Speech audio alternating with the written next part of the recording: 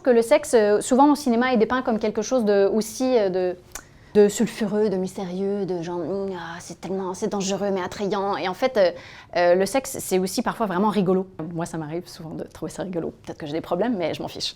Bonjour, c'est Charlotte Lebon. Je suis la scénariste et réalisatrice de Falcon Lake et voici mon Notes on a Scene.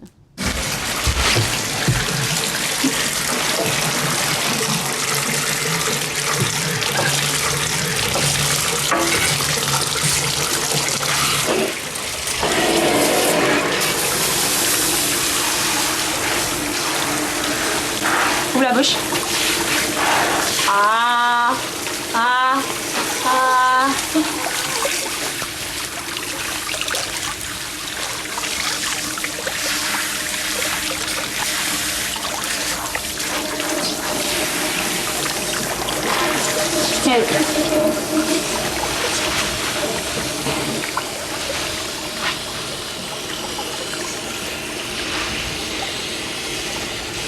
Pour moi, c'est un moment qui est très important dans le film parce que c'est vraiment le moment où, en fait, le cœur de mon personnage principal, qui est Bastien, bascule.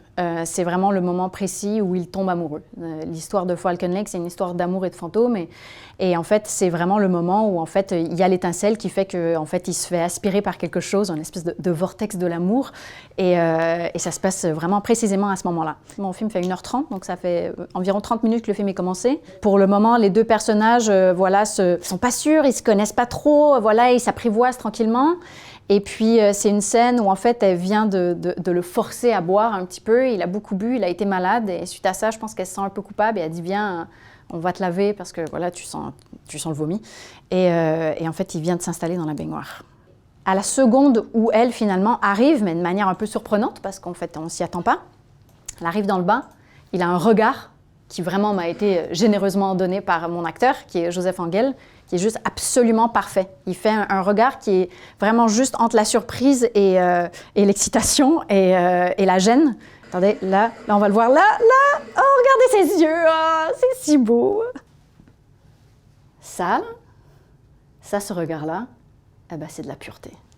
Et c'est super. En fait, on est à peu près tout le temps, je dirais presque tout le temps dans le regard de Bastien dans le film. Et ça, ce moment qui suit, c'est le plan qui suit exactement celui-ci, c'est le moment où vraiment elle s'installe devant lui. Et je trouvais ça important quand même, sans être dans un truc vulgaire, de quand même montrer la beauté du corps féminin, parce que je pense que c'est aussi ça qui est intimidant, évidemment. Au-delà du fait de juste partager le bain avec quelqu'un, c'est que c'est quand même une jeune fille. Lui, il a 13 ans dans le film, elle a 16 ans, elle est beaucoup plus proche de la femme que lui et de l'homme. Et puis elle s'installe de manière, pour moi, très innocente. Il n'y a pas quelque chose d'aguicheur du tout, et c'était pas du tout ce que je cherchais non plus. Mais elle est quand même sexy. Je leur donnais pas trop d'indications parce que moi, justement, quand j'étais actrice et qu'on me bourrait la tête de trop de directions, en fait, à un moment donné, ça devient comme une espèce de melting pot et plus rien ne fait sens. Donc, j'essayais de pas trop les saturer d'informations. Et le truc, c'est qu'à un moment donné, c'est assez facile c'est des acteurs qui sont très instinctifs, ils sont jeunes, ils sont pas dans la technicité, donc en fait, ils comprenaient l'enjeu de la scène. À ce moment-là, d'ailleurs, Sarah a encore un ascendant sur lui. Je pense que l'authenticité, elle arrive et la vraie vulnérabilité arrive lorsqu'ils sont sur le même pied d'égalité. Là, à ce moment-là, elle est quand même dans une position presque de grande sœur, en fait.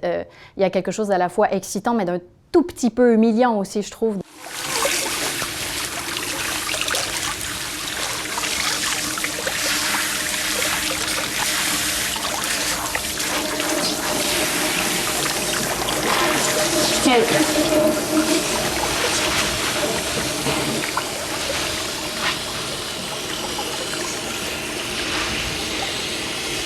On a beaucoup parlé de female gaze et on me demandait d'essayer de définir ce que c'est le female gaze. Et en fait, en ce qui me concerne, c'est aussi évidemment de filmer ces acteurs avec bienveillance, toujours, de toujours respecter leurs limites. Pour moi, c'est aussi ça, le female gaze, mais c'est aussi de ne pas cacher le corps de la femme, de ne pas cacher sa beauté et sa sensualité. Et Sarah, c'est une sublime jeune femme et c'était important pour moi qu'on puisse aussi montrer sa sensualité et sa beauté parce que c'est aussi pour ces raisons que mon personnage principal devient complètement fou d'elle, quoi. Moi, au départ, je voulais faire la scène debout.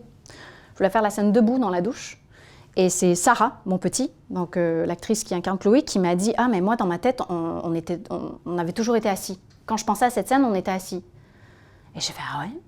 Je dis « Mais t'as peut-être raison. » Et du coup, on a fait une répétition assis, et effectivement, c'était beaucoup plus intéressant, c'était même visuellement, c'était plus intéressant. Et puis je trouvais aussi qu'au niveau de la façon, en fait, lui, ça faisait en sorte qu'il était encore plus, il est un peu pris en otage dans son désir, quoi. Il y a un truc où il est vraiment pris dans un coin, il peut pas trop bouger. Et évidemment, là, il y a une espèce de malaise sur son visage qui est super, parce que c'est ce qu'il jouait à ce moment-là. Joseph, je lui disais, là tu commences à sentir que ton sexe se réveille et t'as pas envie, et ça te gêne. Et elle s'en rend même pas compte. Et alors, il passe ses mains sur son visage. Et là, avec cette main, celle-ci, il va la descendre ici pour pouvoir replacer son sexe dans son maillot de bain.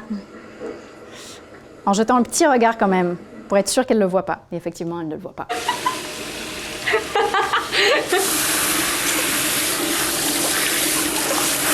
Penche la tête. C'est ça qui est beau dans les histoires d'amour, c'est quand on apprend vraiment à faire confiance et à lâcher prise un peu. Et là, je sais pas, je trouvais que ce moment-là particulier où il se laisse, et sa tête penche vers l'arrière et qu'elle le nettoie, et qu'il a les yeux fermés et qu'il se laisse complètement faire, je trouvais qu'il y avait quelque chose de très joli là-dedans.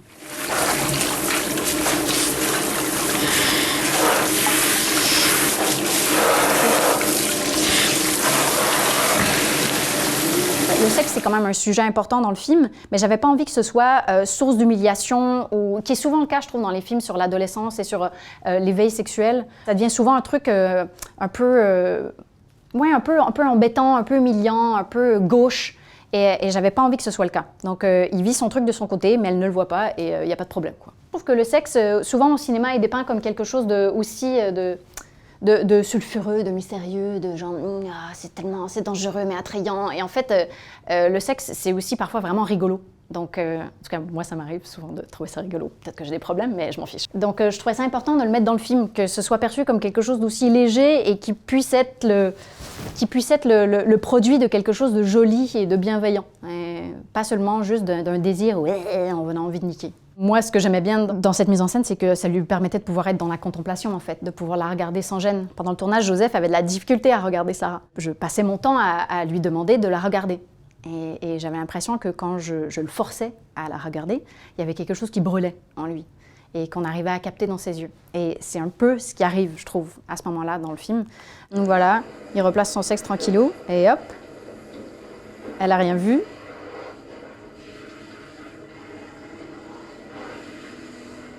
Et puis là, il peut enfin se permettre de complètement l'observer et de regarder son corps tranquillement, même si ça le gêne un peu, évidemment.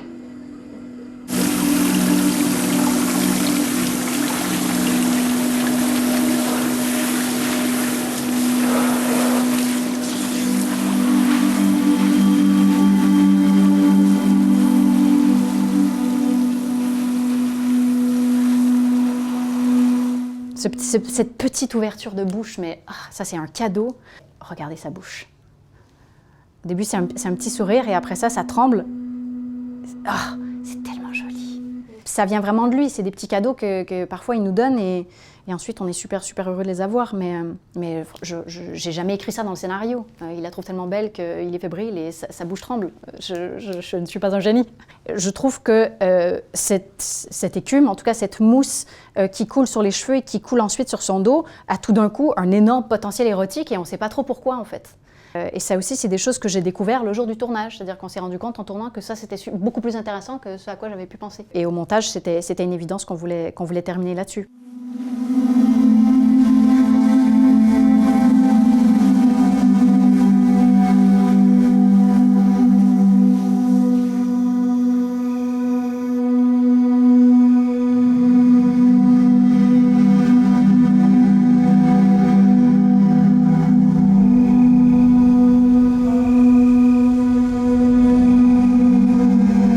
C'était vraiment important aussi pour moi que la musique soit jamais premier degré dans le film. C'est-à-dire que si on est sur une scène qui est à peu près joyeuse ou douce, j'aimais mettre une musique qui était un peu en contrepartie de ça ou vice-versa. Donc la première fois où je suis tombée amoureuse, pour moi, c'était absolument terrifiant en fait. J'ai l'impression je savais plus comment je m'appelais. J'avais vraiment l'impression de perdre un espèce de sens de mon identité en fait. Je savais plus exactement comment agir avec la personne pour pouvoir lui plaire. Et c'était quelque chose qui était plutôt pas nécessairement très joyeux en fait. Et c'est quelque chose effectivement que j'ai voulu illustrer dans le film parce que les premiers émois, les premières pulsions sexuelles, je pense que ça peut être vraiment, vraiment terrifiant à cet âge-là. Surtout aussi jeune, parce qu'il a quand même 13 ans. Il a 13 ans, presque 14, mais il a quand même 13 ans. Donc c'est pour ça cette succession de plans. Et puis c'est aussi vraiment pour cette espèce de sensation qu'il est en train tranquillement de se faire aspirer vers quelque chose qu'il ne connaît pas et qui est à la fois très beau évidemment, mais très attrayant, mais aussi très inquiétant. C'était vraiment long, trouver le bon ton de la musique, mais je suis très heureuse du résultat. J'ai une théorie, c'est que j'ai l'impression que les films existent déjà avant qu'on les fasse. Et c'est à nous de trouver le chemin pour les trouver. Donc il y a plein de choses auxquelles j'avais jamais pensé en fait, qui se sont retrouvées dans le film. Et en fait, je pense que le but d'un bon réalisateur, justement, c'est d'être capable de s'adapter en permanence et d'être capable aussi de recevoir en fait, toutes les contraintes qui nous sont présentées, parce que souvent, dans ces contraintes, voilà, se cachent vraiment des beaux petits cadeaux, quoi. Et voilà, j'invite tous les futurs cinéastes à embrasser les contraintes pour en faire quelque chose de joli. C'était Charlotte Lebon pour Notes on a Scene de Vanity Fair.